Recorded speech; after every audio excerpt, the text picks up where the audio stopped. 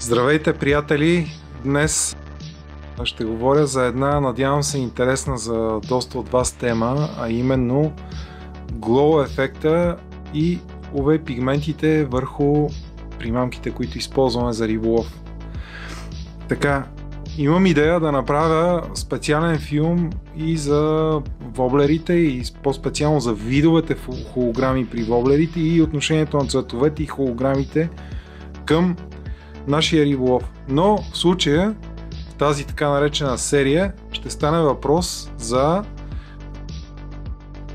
цветовете и най-вече флуоресцентните пигменти и UV пигментите, които се ползват в тях.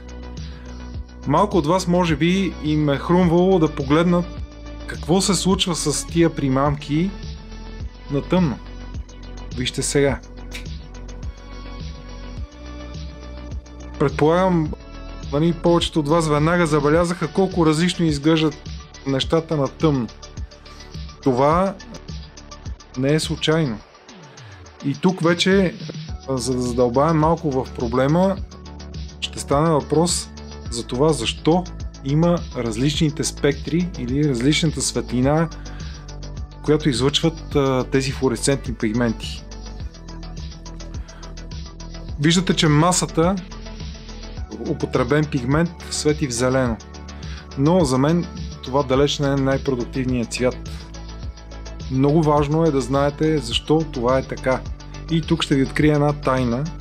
Различните морски организми, особено дълбоководните, особено тези, които живеят на дъното, имат свойствата да излъчват светлина, така наречената биолуминесценция.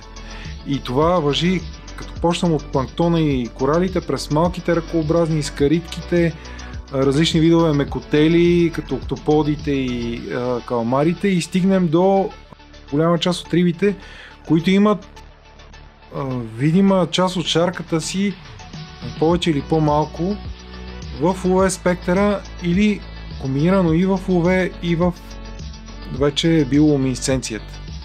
Всичкото това нещо, цялата тази комбинация от сигнали, която излъчва този подводен свят, има отношение към всеки един аспект от живота на тези организми. Като започнем с храненето и свършим с размножаването. Така че за мен лично, а предполагам и за вас след този филм, ще бъде много важно каква точно биолуминесценция ние предпочитаме в нашите силикони, джигове или октоподи за тай ръбър и защо трябва да изберем едното пред другото. Основното, което искам да ви кажа е, че преди малко вече споменах за различните видове организми и различното светене, което те излъчват, но най-важното е да знаете, че повечето видове калмари светят във всякакви цветове, но не и в зелено.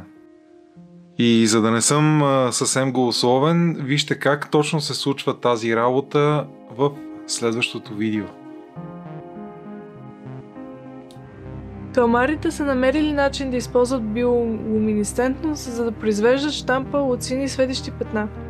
За да постигнат това, тялото им е покрито с органи, произвеждащи светлина, наречени фотофори. Светлината се произвежда, когато смес, наречена луциферин, оксидира с помощта на ензим, наречен луцифераз. Най-големите им фотофори се намират на върха на пипалата и около очите им. В океана биолуминесцентността дава много предимства. Това, което видяхте преди малко, е причината да твърдя, че новите цветове на Нико ще бъдат доста успешни. Има предвид новите цветове с светещи частички, а не плътен светещ цвят. Те на практика имитират естествената окраска на калмарите, може би една от най-търсените храни в океаните и моретата. Затова за мен най-продуктивните спектри, цветове, ако мога да ги нарека така, на биолуминесценцията са синьото и оранжевото и различително спектри до червено. Защо? Защото повечето октоподи и калмари излъчват синя светлина, преобладаващо, разбира се, има и други окраски по тях, но повечето излъчват синя светлина, а повечето ръкообразни светят в оранжево-червения спектър. Или част от тяхната окраска включва тези цветове. Затова, за мен лично, това е най-често употребяваната от дънните хищници храна, а именно главоногите, мекотели различни и ръкообразните. Така че аз лично съм направил моя избор и той не е светещо в зелено, което е масата. Виждате, че от всичките джигове, които съм наредил, има само един, който свети в различен спектър. Всичко останало свети в зелено. Тук е момент да ви отворя и на една втора тайна, която също е много важна, особено за примамките, които са направени за софт пластика или силиконовите примамки.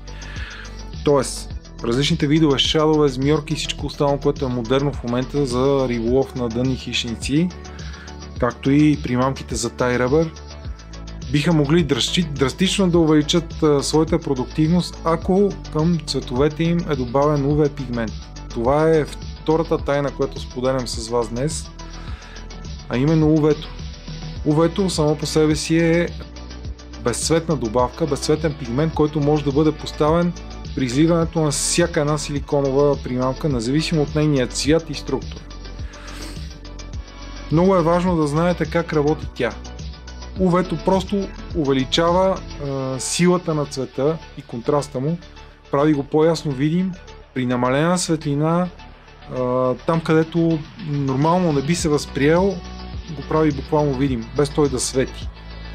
Споменах ви по-рано, че много от морските дънни обитатели имат част от окраската си, която е в UV спектъра, така че това също, наред с биолуминесценцията, оказва огромно значение върху морския живот и върху начина на хранене на морските хищници. Виждате, показвам в момента как изглежда цвят без UV пигмент и цветове, в които е добавен UV пигмент. В случая използвам един светещ силикон, защото нямам как да осветя с по-малък светлина, с по-малък интензитет светлина тези примамки. Това е единственият начин да ги осветя толкова приглушено, за да може да ги видите как точно изглеждат. Ето ги. На много слаба светлина. Те не светят, но минималната светлина, която излъчва тази светеща примамка, възбужда цвета и той започва да става видим.